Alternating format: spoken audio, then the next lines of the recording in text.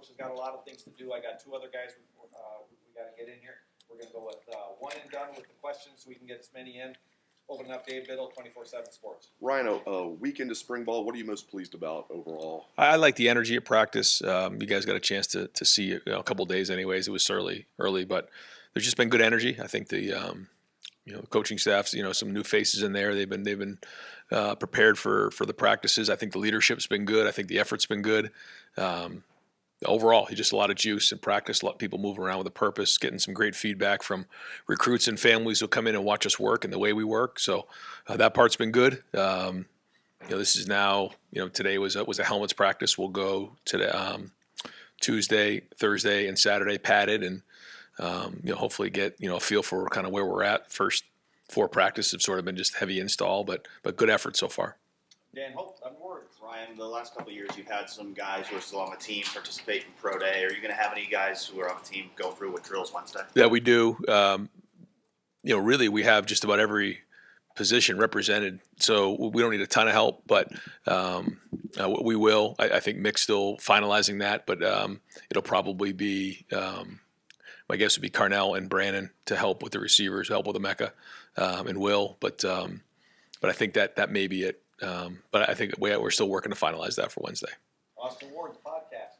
Right. I asked about Austin Sarabeld last week. I'm just going to keep doing that, I guess. Are we not talking about him in the right way? It felt like swing guy, maybe sixth guy. He gets the Iron Buckeye as well. Right. Could he? I know it's so early. Could he start at one of these spots for you? I hope so. Yeah, I hope that's the goal. When you think about the guys who have come in that third year, is really a lot of those guys take the next step. And that's what we want with Austin. And usually it's a good sign when you're an Iron Buckeye coming out of the winter. It's a great sign. So, again, I think it's funny. You get done on January 20th, and then you start up, just a week ago. And it wasn't only like 2 months ago. But sometimes you can come in with a different demeanor, different look in your eye, different approach. And, he's so far shown that look in his eye. Now, what he puts on the field here this spring was yet to be determined. But up until this point, he's done everything right. Bill Rabinowitz, Columbus Dispatch. Ryan, last year's nucleus came from that 21 recruiting class. The 22 recruiting class, only 7 of those guys of the 21 are still here. Right. And Sonny wasn't even supposed to be here. Why do you think that class hasn't panned out, and how important is it that the remaining guys do make an impact this year? It's funny. I was looking at that just recently, and I think a lot of it had to do with the class that was ahead of them and the class that was behind them, and some guys deciding to come back last year. There was just a lot of reasons, and for whatever reason, that group never made it up the depth chart. Some guys early on in their career, some guys later. Coach, can introduce you to Joe Reedy, new writer for Associated Press, right over there. Joe, go ahead. Ryan, just a weekend with Matt Patricia. How do you assess just him working with the defense and getting up to speed? A lot of energy, building relationships right now, just getting started. But I think the feedback from our players has been good. I think they really enjoy the conversation, the extra time that they get a chance to spend some one-on-one time with Matt. His experience and credibility speaks for itself. I think they know that, but now they're getting a chance to meet him, and I think it's been great. I think we've gotten great feedback from the recruits as well, who have had a chance to meet with him. And we're just starting to dive into some of the different things that we can do on defense, and there was a couple good things today. So we'll see. Again, just a couple weeks in, but again, I look at the staff chemistry and then chemistry with the players, and so far that's been really solid. Tony German, Buckeye Huddle. Ryan, you guys don't normally go into the FCS for a transfer. What made Logan George the right guy for you, and what have you seen from him so far? Yeah, he comes from the same hometown as Tommy, and we felt like we at least knew some people there to ask questions about his background, and then watched his film and just saw a player who played really hard, really physical and tough. Brought him in, really liked his family and his support system, and just what they believe in, and we felt like it was the right fit. When you bring somebody in, as you know, it has to be the right fit in terms of a player, but also who they are as a person, and their characters and their beliefs and their values, and really aligned with Logan during that time. And he's come in and actually did a nice job in those 2 weeks when we were preparing to play in those last 2 games of last year, and he's taken it from there. Did a nice job in the weight room. He's a very serious guy, but he's earned the respect of our team in a short period of time. Matt Murphy, 24/7 Sports. Matt, given the openings at both tackle positions. Yeah. How important is this spring for the two guys you brought in, and what have you seen from them? I know early on, but the two transfer tackles. I like the way that we're working right now. I think there's a good rhythm about Tyler and all the guys. I think when you see Marcus, Coach Dickey, they're attacking this thing, all three of them, and there's just a good rhythm about them. They're breaking up the work. I think the guys on the offensive line feel like they're getting better coming off the field every day. And you're seeing a lot of guys swing right now, playing a couple different positions, and some of the techniques are similar. They'll start to settle themselves down, but right now those guys are just working, competing. But as we know, the tackle position will be critical as we move into the next year. Stephen Means, Cleveland.com. Just a bigger thing. I don't know if we've figured out the details yet for the spring showcase or not, but there are other programs around the country who have been deciding not to have spring games at all. Other rule mentions because he didn't want people looking at his players and stealing them. Why is that still important for Ohio State to have, whatever it's going to look like, have something on that day for the fans to see? Yeah, I think it's good for everyone to know. Like, my plan is to have a spring game. I just think we need to save a little bit of wiggle room in case we take injuries. That's it. So we want to do this. We want to play a spring game. Now, there may be some guys that are held from a spring game, but not many. We feel like, I think we're 159 days away from playing Texas, and that day will matter to a lot of young players. So we need to get out there and compete. The format of it and how it works will probably be similar to what we've done in the past. So it'll be a great opportunity for fans and folks to see our guys and get out there and play. That part of it, to me, it is what it is. But we need to go do it. It's important that we start the season fast, and I think that first step is playing in the spring game. If we're down some linemen or down some bodies and we have to adjust, we'll figure that out from there. But we're, I guess, just 3 weeks out here, and so we plan on playing in that spring game on April 12th. So looking to get a great crowd, and I know we got some great things planned that day. Adam King, WBMS. Coach, Brian Hartline, your relationship with him during practice now, how different was that from 2 years ago?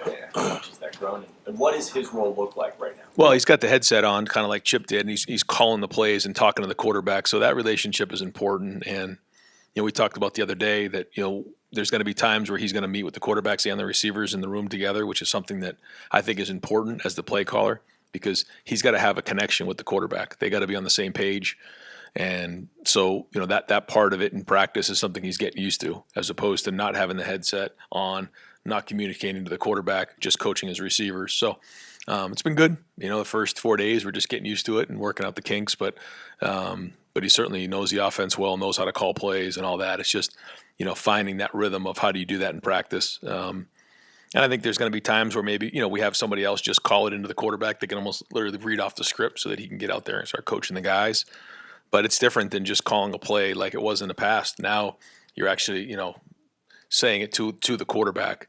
And that's something that Chip did every single day, whether it was a walkthrough or it was at practice. And I think that's something we need to continue as much as we can without interfering with the teaching. Dave Holmes, WSYS. Yeah, Ryan, you lost a lot of leadership as well as talent. I'm curious, now that you're around this group, is there a different personality on all these teams, or is that maintained by the coaches? What's kind of the feel of this team as opposed to last year? There's consistency, but I think, to your point, one of the challenges that I gave to the leadership group was finding their voice and personality. I think it's coming out. I think you're seeing it, which has been great. Great to see. I don't think we're there yet. I think they just need more opportunity and more time.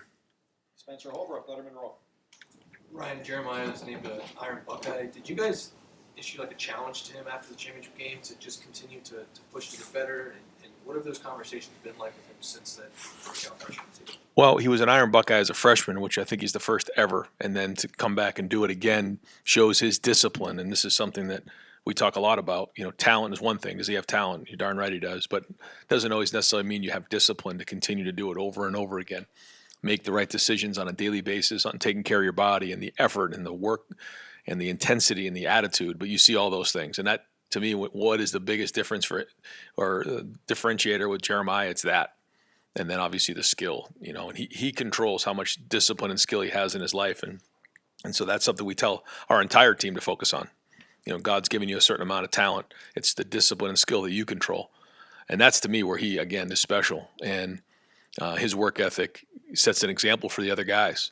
There was a day last week where we're in special teams, and he goes through and does one of the reps on special teams, And it was a drill that maybe he won't do. It was actually a defensive sort of drill where he gets your hands on a guy and snags him. And so, when he's up there and that's the example for the whole team, if I'm a guy like Quincy or one of these young guys like Dez, I'm watching it saying, wait a minute, if Jeremiah's doing it, I got to do it. And that's great leadership right there. And we need that as we move forward with Jeremiah. And I think, he's done it by example, but in his own way. If he can start bringing guys with him, that's the next step for him. Jimmy Watkins, Cleveland.com. Brian, we asked you a couple weeks ago about separating Matt's work from what Bill was doing in New England. I'm sure that's followed him for a long time now. As someone who has also worked under great coaches, I'm sure you want to emulate some of the things you do, but how do you create your own identity as a coach? I think first off, you lean on the guys that are around you. There's a lot of teamwork that goes on, and then you do what your guys do best, and you use things that either guys in a room have utilized before or things that you've seen on different staffs, and then you put them to work. And sometimes there are things that maybe you haven't even done before, but it's the right thing to do with this certain group of guys. I think that's what will be important this year on both sides of the ball, just like every year, because every year is a different group of guys. And again, that to me is one of the most important things in all of football, but in particular college football, because you have to adapt year in and year out because the guys are different. And that, based on your depth, based on the guys at certain positions, you have to predict what those things are going to look like and how they're going to play out throughout the season. This may be something that it can hold up for about 5 or 6 weeks, but once you get to the middle of the season or end of the year, it's going to dry up. All right, what's the next step, and try to think ahead.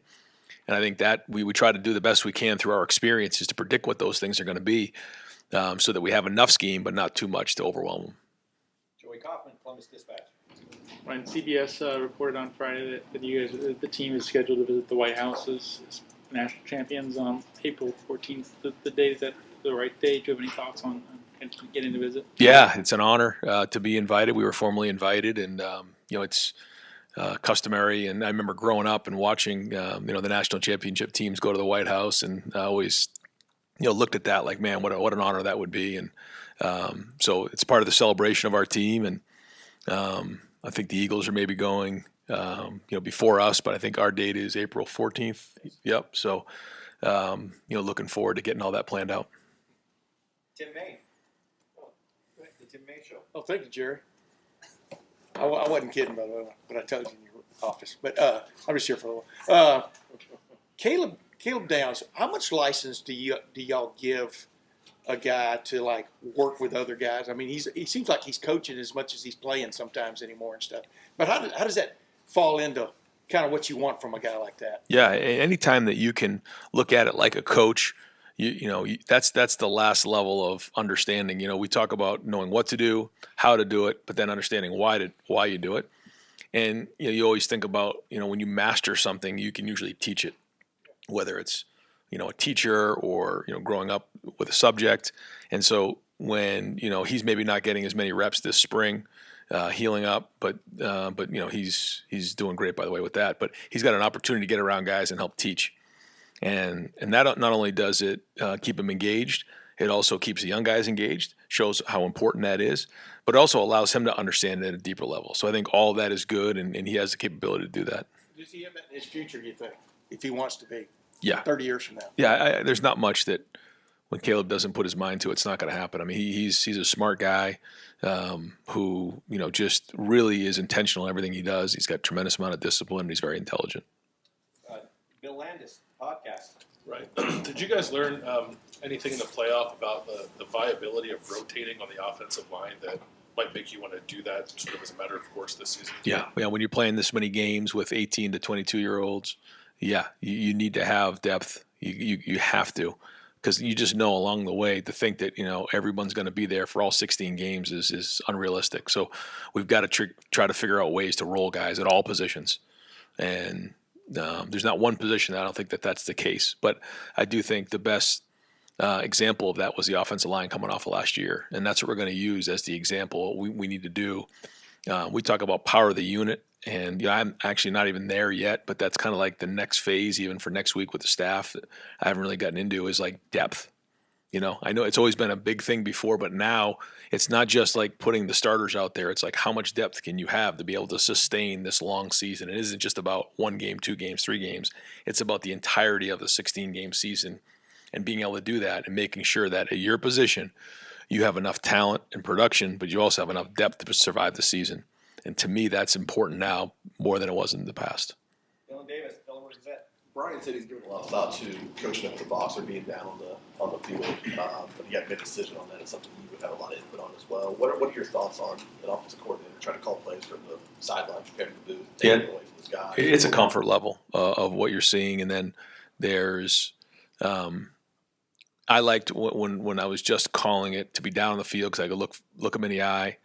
But I also like to be around the quarterback and talk to the quarterback. I think if all things are equal and you had a veteran quarterback, you can see more up top. You can be more organized. It's almost like playing a video game. You're detached from it all, and you can think a little clearly. You don't get caught up in the emotion of the game. You lose a little bit of looking somebody in the eye and see how things are going down there during the game. But it's a little bit of a feel. So I think as time goes on, we'll kind of let Brian try to figure that out, and we get into the preseason. We'll do some scrimmaging in the stadium. The spring game will probably be a little bit of a snapshot for him, but I'll leave it up to him on that decision. And final question, Jeremy Birmingham, the podcast. Ryan, staying on that track, like with Brian, obviously as a wide receivers coach, he's the best in the country and is viewed that way by pretty much everyone. Chip was the guy on the headset, but he was talking to the quarterback as the quarterback's coach. How do you balance what Brian needs to do with the receivers versus what he needs to do with the quarterbacks versus what he needs to do with play calling, et cetera? Yeah, well, I think he's got help here with myself and with Billy, and Devin. I did it before where I did coach the receivers and called plays, and I think one of the things that we talked about, Brian and I, was just having enough interaction with the quarterbacks so that he does know and he's on the same page, because I think that's important. But it's sort of a team effort. We're all involved with this. So I think every week that goes by, he'll get a better feel for it and how that goes. But I think one thing that helps us in recruiting, it helps us with the guys, is just the stability of the offense, the stability of Brian, the stability of myself involved with all of those guys that keeps this thing moving. And we're all talking the same language. And I think that's that's good for quarterbacks to know. The rules are the rules. The wide receivers, the rules are the rules. If you just stick to the rules, things are going to go good. And there's not a lot of gray area when it comes to the passing game. And because it's, going on 9 years of trial and error and different things. And so, we know certain, buckets of plays or styles of plays that fit certain, skill sets in terms of quarterbacks, receivers, tight ends, running backs. And, so that part's good. It's not like a lot of trial and error right now. So we all know exactly what it should look like. And we all know the coaching points along the way. But we do have to make sure that there's not a lot of too many voices in the quarterback's head. That has to make sure that it's consistent across the board to make sure the development is strong, because as we all know, it all goes through the quarterback, and that's the most important thing. Coach, thank you very much.